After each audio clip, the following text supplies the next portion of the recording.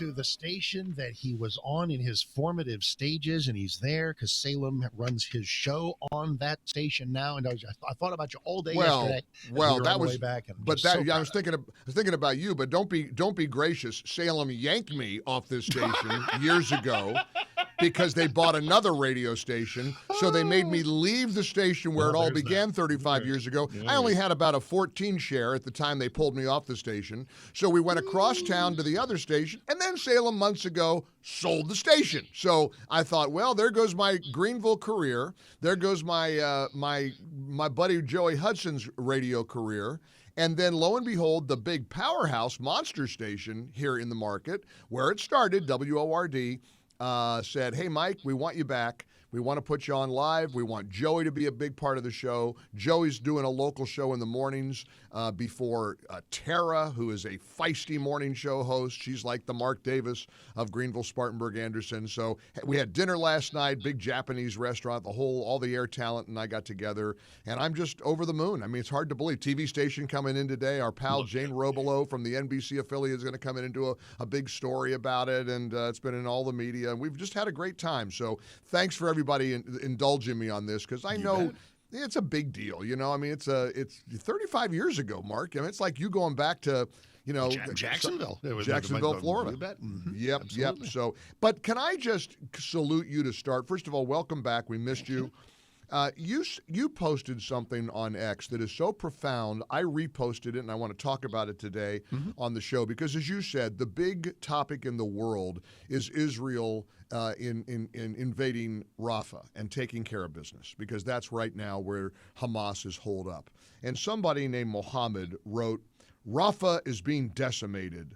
There is nowhere else left to go. Israel is now bombing more than 1.7 million civilians trapped in Rafah, Gaza's last piece of refuge. A massacre is happening in Rafah right now, and the world is silent. And you reposted that, and here's what Mark Davis wrote. You said, the world is not silent.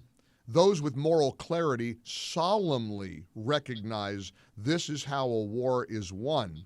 A war started on October 7th by Hamas, which bears full responsibility for every Palestinian misfortune since. Mark, those are so profound. Those words are so profound and so important, and kudos to you for bringing clarity to a situation that is now wildly out of control here in the United States. With commencement, sure is. Commencement ceremonies being... And you went exactly where I wanted to go, because thank you. And I appreciate it. And there are all kinds of ways to feel, and we're certainly learning about that. There are ways there's sides you can take in the Israeli versus Palestinian issue, and that's fine. But we're a million miles away from that now. We have hooligans disrupting graduation ceremonies. We have the president of the United States who does not have the moral clarity that I described in that retweet. He'll go to the Holocaust, not to the museum. It's sponsored by them, but it'll be at the Capitol, and he will try to say, literally try to say all the right things against anti-Semitism, but it rings so hollow when he won't speak truth to the evils of raging anti-Semitism, especially among our young, and when he and his administration are trying to impede Israel as they try to win the war. It's a mess. As the Wall Street Journal reports, colleges have a new revolt on their hands. First dealing with all of these Jew-hating, Hamas-loving miscreants, but now parents paying as much as $90,000 for their sons and daughters to attend these elite universities are understandably angry and frustrated with colleges canceling commencements. How would you like to shell out nearly $100,000 for your kid to go to school, and they say, well, no graduation ceremony for him. Sorry, she's going to have to just sit this one out because the terrorists have won. They took over and they won. And now, but not in Texas. No, not in Florida. That's right. Not in Florida. They're saying, you know what? We'll have a massive police presence, but we're going to have commencement. We're not going to rip this honor away from these young men and women who spent years of their lives to get here. And because of a bunch of pink-haired, degenerates who are banging the drum for Palestine and free Palestine, you're going to cancel that? I don't think so. And I think from Gavin Newsom to Greg Abbott, they're saying, oh, hell no. we will have our commencement ceremony. From Ron DeSantis to from Ron DeSantis. I mean to Greg. What'd I say? Who did I say? Gavin Newsom. No, I didn't name. Gosh, no Gavin Newsom. I know. Did you have a stroke? I know. What in the world? All right, 30 seconds on Kristi Noem. Go. I mean, all right. Well, my theory is it holds true. Two things: she clearly has jettisoned on her own any idea that she's going to be Trump's vice presidential running mate. And number two, she's trying to sell a lot of books, and that's it. That's all there's left. Either that, or C. She is in the midst of a massive mental breakdown. I don't know which it is. And people have to understand that when this story first broke, my buddy Mike was the first to say that it seemed like self-sabotage. This is so weird and so otherworldly that she would think that putting a bullet in the dog's brain would be something that would make people go, yeah, she needs to be vice president. That you thought that she was like intentionally trying to make herself untouchable for Trump as VP. And I thought, who does that to themselves? And then as she keeps going on show after show, digging the hole deeper and deeper, I just don't know. I mean, I begin to think that you may be right about that. And even if she is trying to go to goal number 2 to sell books, who now says, well, I think she was a monster for killing the dog, but I got to go buy that book. Who says that? She's failing on every front, except succeeding in ending her political career. But Mark, lying about meeting Kim Jong-un and staring him down, that's bigger than the dog to me. I mean, that's... Of course it is. And she says, and everybody's asking her about that. I've got on 8:05, I'll play Jesse Waters, one of 14 shows she was on, where it's clear she didn't meet Kim Jong-un. And then she says, well, I'm not going to... share the details of private conversation. We're not asking you to tell what you talked about. We're not looking for transcripts. Did you meet with Kim Jong-un? Yes or no? And of course the answer is no. She's bat poop crazy. Well, and your theory is bizarre about wrecked the car off the road here, driving into Garlington Road here in the upstate, almost veered off of into the bridge abutment on 385. You said it has to do with her hotness.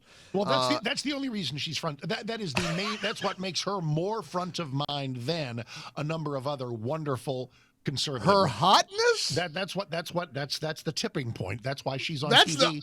And the other governors, not the only. and then you mentioned the other governors' lack of hotness. Well, I said that there's a reason why you see Kristi Noem 15 times more than you see Kim Reynolds in Iowa and Sarah Huckabee Sanders. And it ain't it's not because her policies are any better. Mark, what are you Howard Stern now? What are you talking about? Do you doubt? Do you believe that Kristi Noem, governor of a state very few people care about, is on TV all the dang time? Or do you believe she is on the Trump VP list because she's just so glaringly awesome that's all of it? Please. I'm not sure it's because of her hairstyle or her hotness or her part of it. Well, it's part of it. Okay, Bubba the Love Sponge. Which is not to you. That's a great reference. It's a great reference. No shock jock observation. Just she's definitely an attractive woman. But speaking of female governors, how about Kathy Hochul asserting that black children in the Bronx don't know what the word computer means? You know, for years you and I have asserted that it's really the left, they're the racists, they're the bigots, whether it's voter ID laws, the condescending way that Democrats treat people of color. You're too stupid to figure out how to get a voter ID, a registration. You don't know how to get a driver's license. So Kathy Hochul is trying to explain how to create a diverse workforce in tackling something like artificial intelligence. And she said, she blabbered this into a microphone. I swear to you it's true. Quote, right now we have, young black kids growing up in the Bronx who don't even know what the word computer is. They don't know these things. And I want the world opened up to all of them. What a lovely thought. What a beautiful thought. And listen, prominent Democrat. Hey, Democrats, you paying attention? Who are you going to vote for in November? What party are you going to vote for? And you might vote for the guy who's behind bars because now Donald Trump is promising to go to jail to sacrifice himself on the altar of free speech if that's what Juan Marchand is gonna do. Because yesterday the judge threatened. I mean, I did see a late night comic and it was pretty funny. He said, Trump's like a toddler, and when you're like the toddler's in the backseat of the car, and you say to the kid, now if you don't stop talking, 8, 9, 9.5. I told you. 9 3/4 when I get to 10. So now Marshawn is saying, all right, this is the 11th violation of my gag order. I'm going to slap you with another $1,000 fine. You got to stop talking. 11 times. I mean, how many times does Trump have to violate it before Marshawn is forced to put him in jail? He will not go to jail. He will not go to jail. One thing that might be plausible, and which is not terrible if you're Trump, house arrest. Wouldn't that be something? And of course, he'll play that up. He will turn either jail or house arrest into a massive. He'll win 5 more states if they do that. It's correct because that'll tie him down. Well, but they're already doing it now. And you know what? Juan Marshawn's, what keeps him up at night? I gotta believe. I would think if the man's halfway decent and has a brain in his body, his daughter Lauren. Have you read about this character and the tens of millions of dollars that she has fundraised off of Trump hatred? Yeah. Her chief client is Adam Schiff, one of Trump's chief persecutors. That's Juan Marshawn's daughter. Yep. Mark, you can't make this crap up. No. That's right out of a play. That's like Les Miserables and Javert against Jean Valjean on steroids. The daughter, the corruption of this is so profound. I mean, look up Lauren Marshawn. Look up the company that she runs. Look up the fundraising that she's done off of Trump's trial that her daddy is presiding over. How could there be all of which she gets to do in a country with free speech? She has the right to do all of those things. But if that's the immediate offspring of the judge in your case, you might have a reason to think and listen, as we've talked about with Clarence Thomas and Ginny Thomas or other parents and kids, they don't always agree about everything. And just because you have this situation doesn't necessarily mean that the husband or the wife or the mom or the dad feels the same way. But just the glint, the seeming aroma of nearby bias is something that you should try to get past in a case as important. Right. This isn't about her free speech rights. No. This is about Marshawn being recused. He has no business presiding over this trial. Alvin Bragg needed to find a corrupt judge, and this is it. This is the guy. He had to find a crime because there isn't one, and then he had to find a judge willing to go along with this absurdity. And today, brace yourself, because Stormy Daniels, the star witness, is going to take the stand, and she is ready to put it to Donald Trump. She said she's going to stare him down. And it is a total outrage. And by the way, this is not why I want it on TV. But what's happening in this courtroom, this travesty should be visible to every American, it's the public's business being done in there. It's my time number 712 to say it is an outrage. This is not televised for everybody. It should be. Absolutely. Yep. But by the way, as a star witness now, Baba Booey, what's her hotness factor? Stormy Daniels. I mean, is she? How does that rate? Thankfully, that doesn't matter. And but how you look matters in politics. It obviously does. And I'm getting buried with text messages saying Mark is absolutely right. I'm with Mark. Mark has a point here. All we're meeting is the little clangy bell and the whoop whoop whoop whoop. Good morning, Bubba the Love Sponge. Bubba the Love Sponge.